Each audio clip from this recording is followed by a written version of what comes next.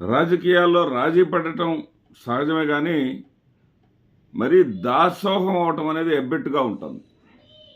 ఎందుకంటే విశాఖపట్నంలో విశాఖ హక్కు కోసం ఉద్యమం చేస్తున్నటువంటి వాళ్ళందరూ కూడా ప్రధానమంత్రి పర్యటన సందర్భంగా చంద్రబాబు నాయుడు గారికిను ఉప ముఖ్యమంత్రి గారికి ఒక విన్నపం చేయదలుచుకున్నారంట.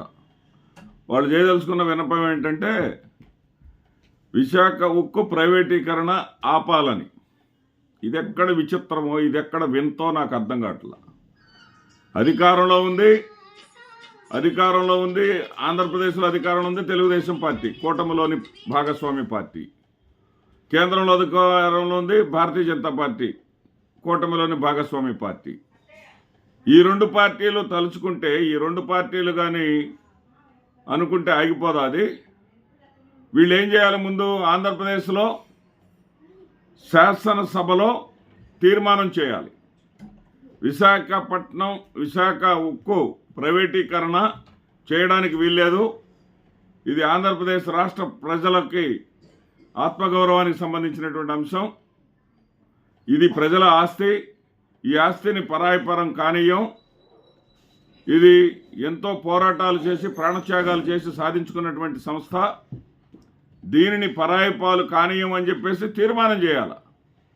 అలాంటి తీర్మానం కూడా చేయలేనటువంటి వీళ్ళు ఏ రకంగా నిలయమని చెప్పేసి చెప్తారు? ప్రధానమంత్రిని అడగమని చెప్తారు. ఇది దాసోహం కావటం కదా? అంటే చంద్రబాబు నాయుడు గారిని, పవన్ కళ్యాణ్ గారిని అడగలేనటువంటి వీళ్ళు ప్రధానమంత్రిని అడగమని అంటాం అనేది చోద్యంగా కనిపిస్తుంది, హాస్యాస్పదంగా కనిపిస్తూ ఉంది. ఇక మరొక ఎపిసోడ్ చూస్తే అల్లు అర్జున్ సినిమా థియేటర్కి రావడం వల్లే, సంధ్యా థియేటర్కి రావడం వల్లే ఒక వ్యక్తి ప్రాణాలు కోల్పోయింది అని చెప్పేసి ఆ రోజున ఆయన్ని అరెస్ట్ చేశారు. సరే, చాలామంది చాలా రకాలుగా భాష్యాలు చెప్పారు. మన ఉపము అయితే అక్కడ మానవీయ కోణం కనిపించలేదు అర్జున్లో అని చెప్పారు. మానవీయ కోణం కనిపించలేదు. అర్జున్ కానీ, అర్జున్ తరపున మనుషులు ఎవరైనా కానీ వెళ్ళి ఉండాల్సిందే ఆమె ఇంటికి అని చెప్పేసి అన్నారు. మరి ఈ రోజున ఆంధ్రప్రదేశ్ రాష్ట్రంలో అదే ఉపము పిలుపునిచ్చాడు. గేమ్ చేంజర్ ఆ సినిమా, ఆ ర్యాలీ సందర్భంగా మీ ఎనర్జీని ఉపయోగించండి, సైలెన్సర్లు ఓడదీయండి, బాగా మీ బలాన్ని మొత్తం ప్రదర్శించండి, బట్టలిప్పి తిరగండి అన్నట్టుగా మాట్లాడాడు. మరి అదే విధంగా వెళ్ళారు. ఆ విధంగా వెళితే మరి వాళ్ళ కర్మగాలో ఈయన పిలుపు వినో ఇద్దరు వ్యక్తులు చనిపోయారు. ఇద్దరు వ్యక్తులు చనిపోతే దానికి కారణం ఆంధ్రప్రదేశ్ మాజీ ముఖ్యమంత్రి జగన్మోహన్ రెడ్డి గారు రోడ్లు సరిగా పోయకపోవటం వల్ల అని చెప్పేసి కుంటి సాకులు చెప్పి తప్పించుకోవాలని చూశాడు పవన్ కళ్యాణ్ గారు. తీరా వాళ్ళు వీడియోతో సహా వైఎస్ఆర్సీపీ వాళ్ళు చాలా చక్కగా ఆ యాక్సిడెంట్ జరిగిన ప్రాంతానికి అటువైపు 3 కిలోమీటర్లు, ఇటువైపు 3 కిలోమీటర్లు వీడియోతో సహా రిలీజ్ చేశారు. పాలు పోస్తే ఎత్తుకోవచ్చు, అంత చక్కగా ఉంది రోడ్డు. ఆ యాక్సిడెంట్ జరిగింది కేవలం పవన్ కళ్యాణ్ పిలుపు వల్లే. మరి ఆ యాక్సిడెంట్ జరిగింది, ఆ ప్రాణాలు కోల్పోయింది. మరి ఇప్పుడు పవన్ కళ్యాణ్ని మాత్రం అరెస్ట్ చేయరు. ఇది ఎక్కడ దుర్నీతి అండి? ఇది ఎక్కడ దౌర్జన్యం అండి? ఇది ఎక్కడ విధానం అండి? ఇది ఎక్కడ దాసోహం అండి అంటున్నాను. ఇదే సందర్భంలో జగన్మోహన్ రెడ్డి గారు మీటర్లు బిగిస్తుంటే, విద్యుత్ మీటర్లు బిగిస్తుంటే మీటర్లు పగలగొట్టండి అన్నారు. మీటర్లు పగలగొట్టండి, ధ్వంసం చేస్తాం అని చెప్పేసి అన్నారు. ఇప్పుడు అదే మీటర్లు అవసరం అని చెప్పేసి చెప్తా ఉన్నారు. అదే మీటర్లు ఉండాలి అని చెప్తున్నారు.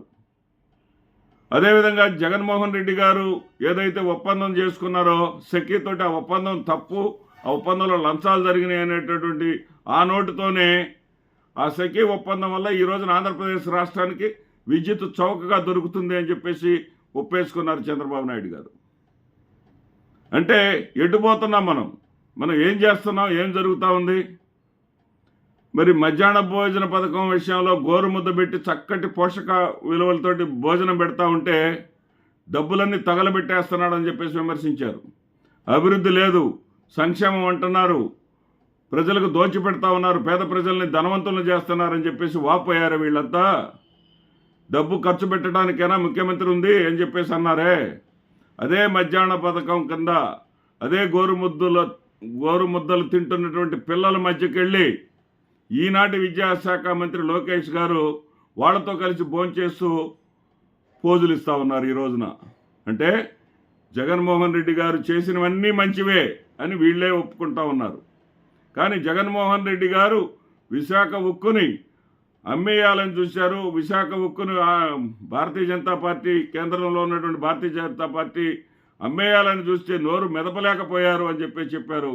కానీ ఆ రోజు ఎన్నికల్లోనే చెప్పాడు జగన్మోహన్ రెడ్డి గారు, ఎన్నికల ప్రచార సభల్లోనే చెప్పారు,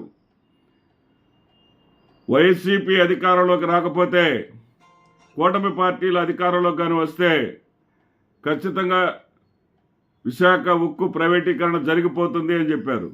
ఆ రోజు ఎవ్వరూ వినలేదు. ఈరోజు తగుదనమ్మా అంటూ హాస్యం పండించే విధంగా ప్రధానమంత్రి పర్యటన సందర్భంగా వినతి పత్రాలు ఇవ్వాలంట. ఈ వినతి పత్రాలు ఇచ్చి అయిపోయింది ఇక్కడ. దీనినే దాసోహం అంటారు రాజకీయాల్లో. నమస్తే.